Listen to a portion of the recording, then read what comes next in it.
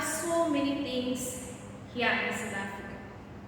The main and the only thing that really makes me proud to be a South African is the fact that we see ourselves as a rainbow nation. We have so many beautiful and different cultures to learn and observe from. We are one of the countries in the world that have 11 official languages that we use all the time and we embrace. Different religions that people follow freely without persecution or losing their lives. All these aspects make us to be this beautiful rainbow nation that most of us love and are proud to be part of. In as much as this rainbow nation is something we are proud of, we cannot deny the fact that at times being part of this wonderful rainbow nation brings confusion, as it gives us a lot of different cultures and way of doing things to a point where we get confused and start to question which one might be the right one, especially when we are faced with a dilemma. This was the same situation with the church at the Palace, a vibrant church that consisted mostly of both Jews and Gentiles, and they were together, worshiping together. Both accepted and knew God. However, the differences in the interpretation of the doctrines made them to go astray. Friends, neighbors, people that once were united, Christ followers that have been learning about loving one another above all, no matter where the person comes from, and never to compare if one is a Jew or a Gentile. They were taught to be welcoming, and they knew how to be hospitable to one another. Unfortunately, this time, they failed to comprehend the true essence of Christ. They all brought different ways of doing things to the point where confusion arose and false teachers started to spread their false teachings. Many took advantage of this, and some were teaching people that in order to get salvation, they ought to submit to special rites like circumcision and also observe strict rules about food and other matters. Paul wrote this letter to rectify this false teaching, as they were not true Christian teachings. Paul wanted to remind them what is expected of them as Christians.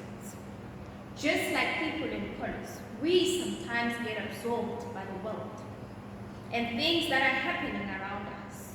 We end up drawing from wells that are dirty, and we stay with the dirt that we threw in the wells. At times we cover ourselves in the clouds of difference, and we forget to focus on the beauty of the salvation we have in Christ.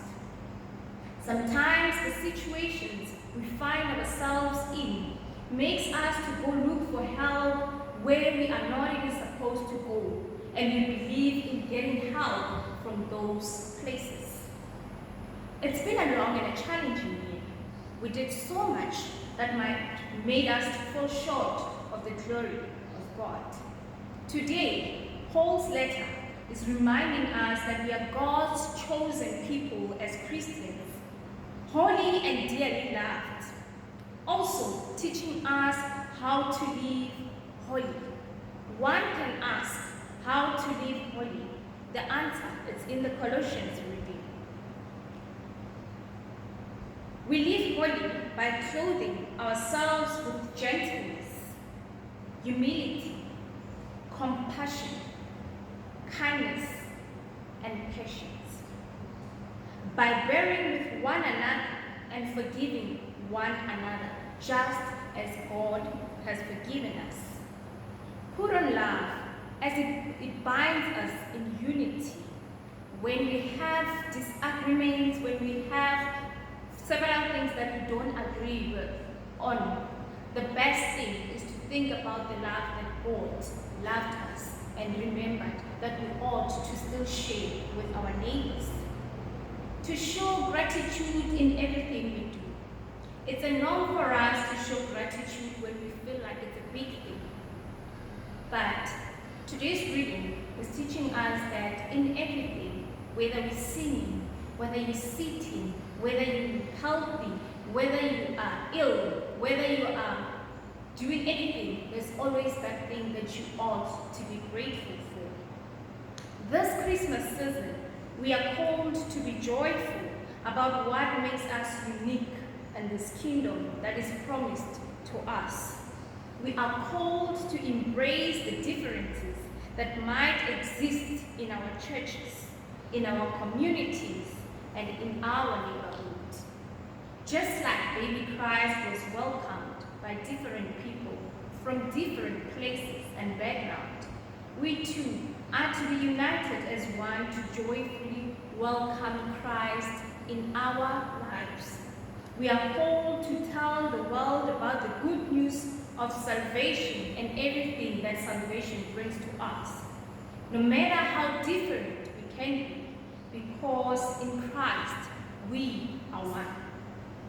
Brothers and sisters, let's keep these instructions so that we don't get consumed by the world, but continue to live holy and righteous life, welcoming Christ in our lives and spreading his love with all the people. Amen.